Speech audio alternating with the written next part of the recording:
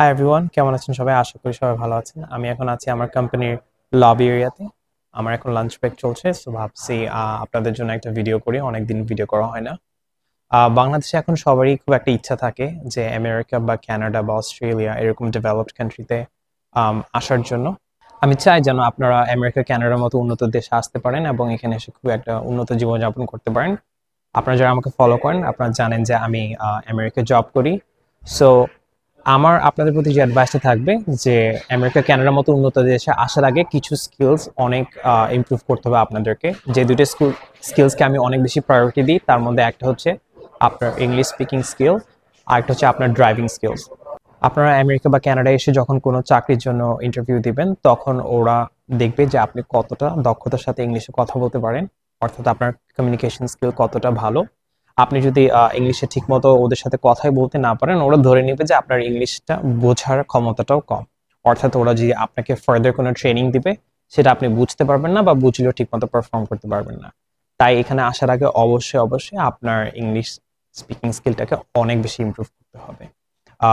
এটার জন্য চেষ্টা করব আমি ভবিষ্যতে আপনাদের জন্য কোনো যদি ভিডিও বানাতে পারি তাহলে চেষ্টা করবো বানানোর জন্য।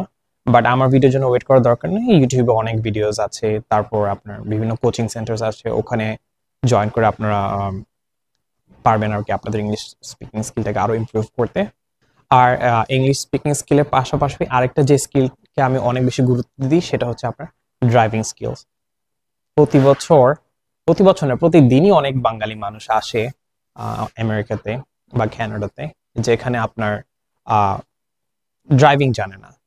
জাস্ট চলে আসছেন, ভাবলেন যে চাকরি করবেন, সবকিছু এমনি অটোমেটিকলি হয়ে যাবে, লাইফ অটোমেটিকলি সেট হয়ে যাবে। বাট না, আমেরিকা কানাডা এই দেশগুলো অনেক বড়। এখানে আপনার এক জায়গা থেকে আরেক জায়গার ডিস্টেন্স অনেক বেশি হয়। আপনি যে গ্রোসারি করতে যাবেন বা আপনার রেস্টুরেন্টে যাবেন, সবকিছু আপনার বাসা থেকে অনেক দূরে দূরে হবে, আপনার অফিসও আপনার বাসা থেকে দূরে হবে। সো আপনার মাস্ট গাড়ি লাগবে। আর গাড়ি কিনা এই দেশে কোনো ব্যাপার না। হ্যাঁ, এই দেশে গাড়ি যে কেউ কিনতে পারবে, কিন্তু আপনার সেই গাড়িটা চালানোর দক্ষতাটা থাকতে হবে। এখন আপনি যদি মনে করবেন যে আচ্ছা আমি ওটা আমেরিকা এসে চালানোটা শিখে যাব, এটা আসলে অতটা সহজ না। আপনি এখানে এসে যখন একটা ড্রাইভিং স্কুলে ভর্তি হবেন গাড়ি চালানো শেখার জন্য, সেই ড্রাইভিং স্কুলগুলো অনেক বেশি এক্সপেন্সিভ হবে। সো ওখানে আপনার অনেক টাকা খরচ হবে। আর ধরেন আপনি ড্রাইভিং স্কুলে ভর্তি হয়ে ড্রাইভিং শিখেও গেলেন, কিন্তু আপনি দক্ষ একজন ড্রাইভার না, তখন কি হবে? তখন আপনার অ্যাক্সিডেন্ট করার চান্সেস বেশি থাকবে।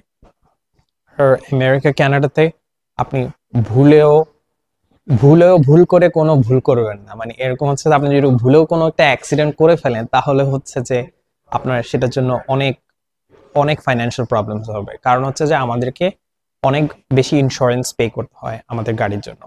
ধরেন আমি আমার গাড়ির জন্য প্রতি মাসে 25,000 টাকার মতো ইন্স্যুরেন্স পে করি বাংলা টাকায়। সো এমনিতে ইনস্টলমেন্ট দিই, ধরেন 1 লাখ টাকার মতো গাড়ির ইনস্টলমেন্ট দিই, যে আমি যে গাড়ি কিনছি সেটার মান্থলি পেমেন্ট। বাট ওটার পাশাপাশি 25,000 টাকার মতো আমি মাসে ইন্স্যুরেন্স দিই, যেটা কিন্তু খুব বেশি না, এটা কম। কারণ অনেকে এখানে আছে 35,000, 40,000, 50,000-এর মতো বা 60,000-এর মতো আপনার ইন্স্যুরেন্স দেয় যাদের ড্রাইভিং রেকর্ড খারাপ। সো এখানে ব্যাপারটা হচ্ছে কি যে আপনার যদি আপনি কখনো কখনো কাউকে কোনো গাড়িকে হিট করেন বা স্ক্র্যাচ করেন বা অ্যাক্সিডেন্ট করেন, তখন সেটা আপনার ড্রাইভিং রেকর্ডে 5 বছরের জন্য থেকে যাবে। আর যেদিন থেকে আপনি হিট করছেন আরেকটা গাড়িকে বা আপনি কোনো ফল্ট করছেন, আপনার ইন্স্যুরেন্স প্রিমিয়াম অনেক অনেক বাড়িয়ে দেবে। সো প্রতি মাসে মাসে যেটা আপনি ধরেন 25-30 হাজার টাকা দিতেন, সেটা আপনার বেড়ে 35,000 হবে বা 40,000 হবে, এটা বাড়তে থাকবে। হ্যাঁ, সো যদি আপনি একজন অদক্ষ ড্রাইভার হয়ে থাকেন তাহলে আপনি চান্সেস আর হায়ার যে আপনি মিস্টেক্স গুলো করবেন এখানে বা অ্যাক্সিডেন্টস গুলো করবেন। এই ছোটখাটো অ্যাক্সিডেন্টে হয়তো বা আপনার শরীরে যদি কোনো নাও ক্ষতি হয়ে থাকে, কিন্তু আপনাকে ফাইন্যান্সিয়ালি অনেক বেশি ড্যামেজ করবে। সো চেষ্টা করবেন যে আমেরিকা কানাডার মতো দেশে আসার আগে আপনার ড্রাইভিং স্কিলস যতটা পারেন উন্নত করার জন্য বাংলাদেশে থেকেই। এবার সেটা আপনি বাংলাদেশে একটা ড্রাইভিং স্কুলে ভর্তি হয়ে ভালো মতো শিখতে পারেন, বা যত পারেন বাংলাদেশেই প্র্যাকটিস করে আসেন। কারণ বাংলাদেশে আপনি ভুল করলে ভুল করতে পারেন, ইটস ফাইন। বাট এই দেশে এসে আপনি যদি একবার ভুল করেন, সেই ভুলটা আপনার ড্রাইভিং হিস্ট্রিতে থেকে যাবে। তখন আপনার প্রতি মাসে যে আপনি ইন্স্যুরেন্স পে করেন সেটা আপনার হাই হতে থাকবে। ঠিক আছে, এটা আপনার জন্য অনেক ফাইন্যান্সিয়াল প্রবলেম নিয়ে আসবে। সো এই দুটো স্কিলসকে আমি অনেক বেশি ইম্পর্টেন্ট মনে করি before coming to this developed countries. আর এছাড়া আরো অনেক স্কিলস আছে, বাট হচ্ছে যে এই দুটো স্কিলকে আমি সবচেয়ে ইম্পর্টেন্ট মনে করি, কারণ অনেককেই দেখছি আমি এই দুটো স্কিলস ওদের ভালো থাকে না দেখে ওরা অনেক সাফার করতেছে। অনেক স্টুডেন্টস আছে যারা স্টুডেন্ট ভিসায় আসে,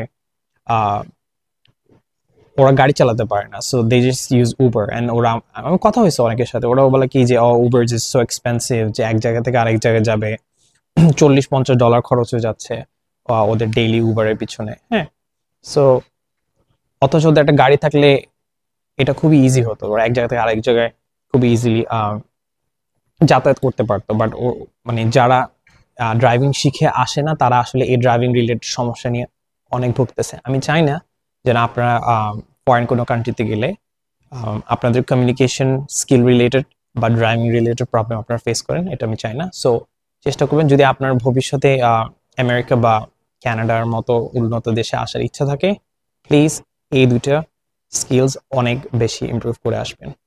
thank you everyone for watching.